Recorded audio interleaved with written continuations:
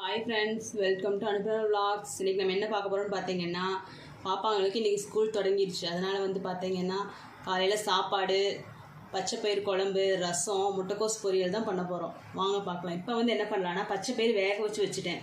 வேக வச்ச பச்சைப்பயிறுக்குள்ள பார்த்தீங்கன்னா தக்காளி போட்டிருக்கேன், மஞ்சத்தூள் போட்டிருக்கேன். இப்போ நம்ம தாளித்து கொட்டணும். தாளிக்கிறதுக்கு என்னென்ன போடணும்னு பார்த்தீங்கன்னா, கடுகு ஃபஸ்ட்டு, கொஞ்சம் கடுகு,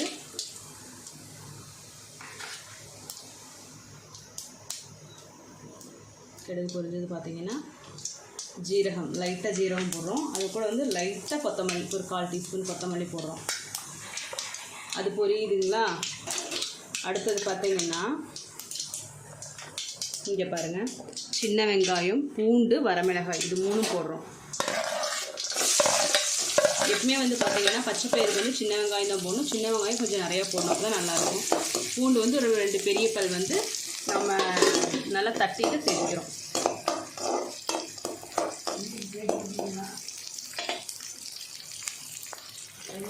இது வதங்கறதுக்கு லைட்டாக வந்து உப்பு கலந்துக்கிறோம்.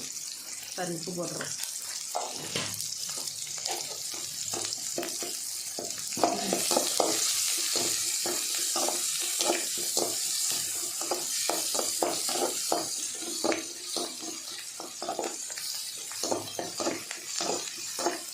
வெங்காயம் வந்து பொன்னிறமாக மாறினது எடுத்து நம்ம பச்சைப்பயிறுக்குள்ளே கொட்டிடலாம்.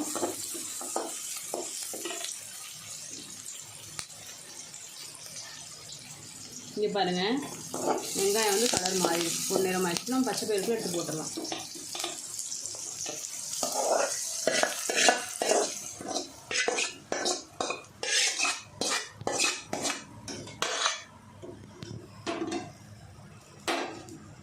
மூடி வச்சிடணும்.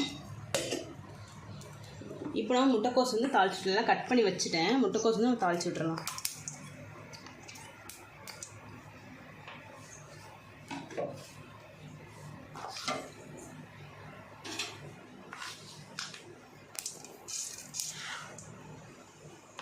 கடுகு போட்டேன்,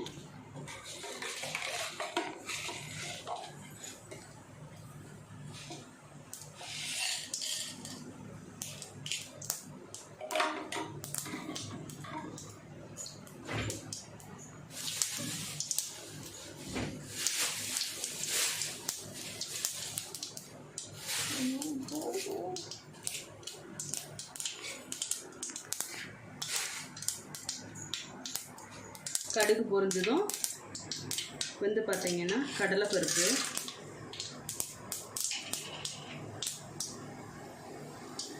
கடலைப்பருப்பு வந்து லைட்டாக இங்கே பாருங்கள் பொரியுது. கடலைப்பருப்பு பொரிஞ்சதும் நம்ம கருவேப்பிலை தடவை உள்ளே போடலாம். அதுக்கப்புறம் பார்த்தீங்கன்னா பெரிய வெங்காயம் வந்து நீளமாக கட் பண்ணியிருக்கேன், அது உள்ளே போட்டுடணும்.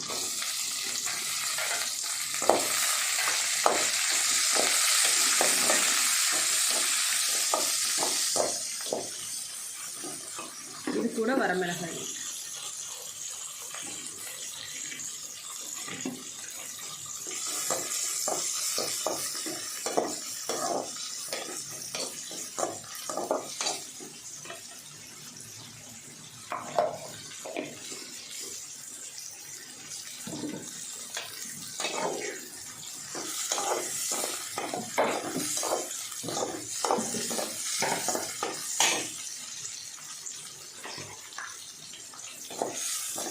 இதுக்குள்ள லைட்டாக சால்ட் உப்பு போட்டுக்கலாம். நம்ம சால்ட் உப்பு வந்து பார்த்திங்கன்னா இந்து உப்பு தான் யூஸ் பண்ணுறோம். மிக்ஸ் பண்ணிக்கலாம்.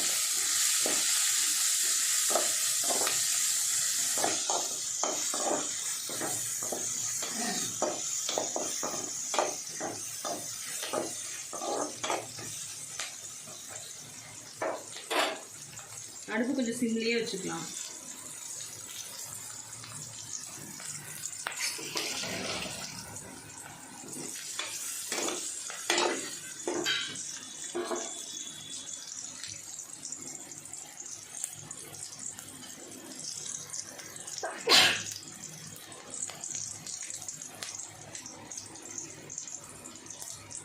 இது கூட பார்த்தீங்கன்னா ஒரு தக்காளி, சின்ன தக்காளியாக ஒன்று கட் பண்ணி உள்ளே போட்டுக்கலாம்.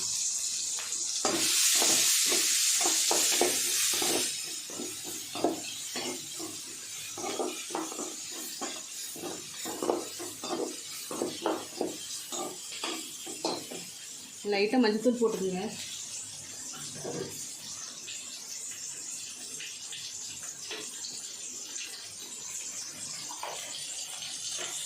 ஒவ்வொருத்தர் பார்த்திங்கன்னா மஞ்சத்தூள் போடாமே செய்வாங்க.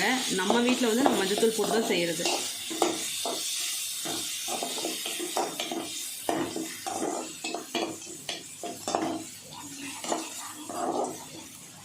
ஓகே ஃப்ரெண்ட்ஸ், இந்த தக்காளி கொஞ்சம் வணங்கினதும் காய் போடும்போது பார்க்கலாம். ஃப்ரெண்ட்ஸ், இப்போ காய் உள்ளே போட்டுடலாம் வடைச்சட்டிக்குள்ளே.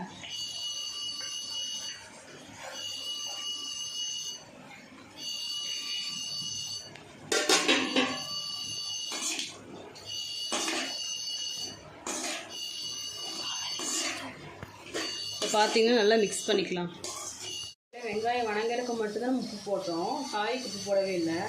இப்போ வந்து லைட்டாக காய்க்கு உப்பு போட்டுக்கலாம்.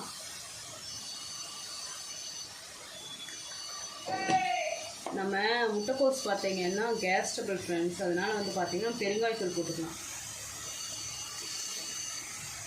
லைட்டாக பெருங்காயத்தூள் போட்டோன்னா கேஸ் ட்ரபிள்லாம் பிடிக்காது. மிக்ஸ் பண்ணி விட்டுறலாம்.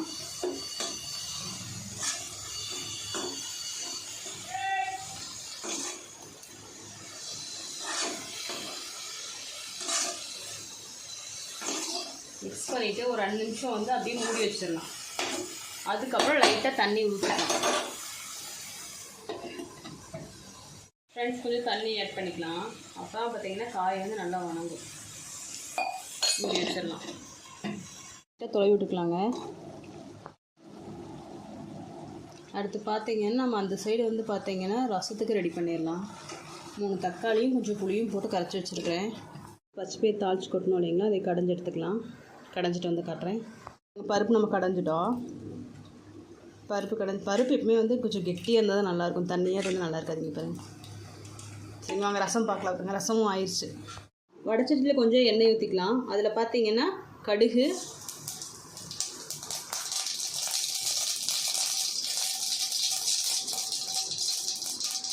பொரிஞ்சது சீரகம், அதுக்கப்புறம் பார்த்தீங்கன்னா சின்ன வெங்காயம், பூண்டு, கருவேப்பிலை, வரமிளகாய் இதெல்லாம் போட்டு தாளிச்சிக்கலாம்.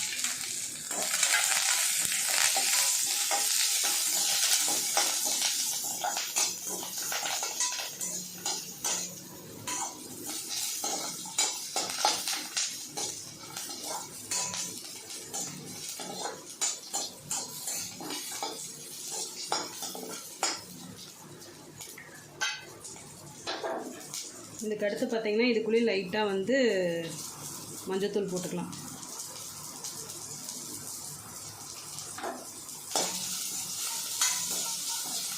நல்லா பூண்டோட வாசனை வருது பாருங்கள். நல்லா அந்த மாதிரி வாசனை வரும்பொழுது தான் நம்ம இந்த ரசம் கரைச்சி வச்சுருக்கோம் இல்லைங்களா, அதே உள்ளே ஊற்றணும்.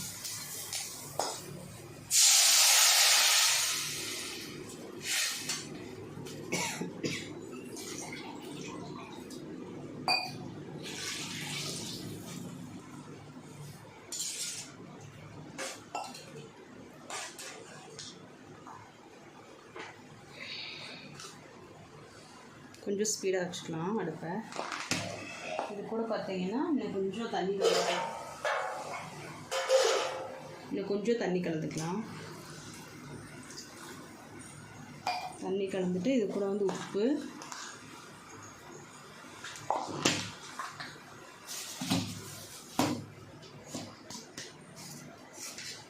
கல்லுப்பு,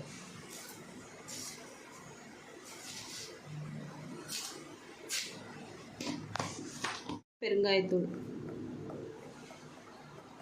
லைட்டாக போட்டுக்கலாம். பெருங்காயத்தூள் எதுக்காக போகிறதுன்னு பார்த்தீங்கன்னா கேஸ் ட்ரபிள் பிடிக்காது, கொஞ்சம் நல்லாயிருக்கும். ரசத்தோடு சாப்பிட்டதுமே கொஞ்சம் நல்லா தான் இருக்கும் பார்த்துக்கோங்களேன். இந்த ரசத்தில் பார்த்தீங்கன்னா நான் என்ன பண்ணியிருக்கேன்னா வந்து தக்காளியை வந்து வேக வைக்காமல் அப்படியே பச்சையாக தக்காளி, நல்லா பழுத்த தக்காளியை வந்து ஒரு 3 தக்காளி போட்டு நல்லா கசக்கி விட்டுருக்கேன், புளிஞ்சு விட்டுருக்கிறேன். அது கூட புளியை மட்டும் நல்லா வடிகட்டி எடுத்துட்டேன். இது வந்து பார்த்திங்கன்னா அப்படியே இந்த தக்காளி உள்ளுக்குள்ளே இருக்க என்ன ஆகும்னு பார்த்திங்கன்னா ரசம் நம்ம ஒவ்வொரு டைம் சூடு பண்ணும்போதும் அப்படியே டேஸ்ட் வந்து வந்துகிட்டே இருக்கும், நல்லாயிருக்கும். தக்காளி நம்ம வெளியே எடுத்து போட்டோம்னா அது டேஸ்ட் வராது. இப்போ இதுக்குள்ளே இருக்கும்போது வந்து பார்த்திங்கன்னா டேஸ்ட் அதிகமாக இருக்கும். ஓகே ஃப்ரெண்ட்ஸ், ரசம் நல்லா நுர வர டைம் பார்க்கலாம். ரசமும் ரெடி ஆயிடுச்சு.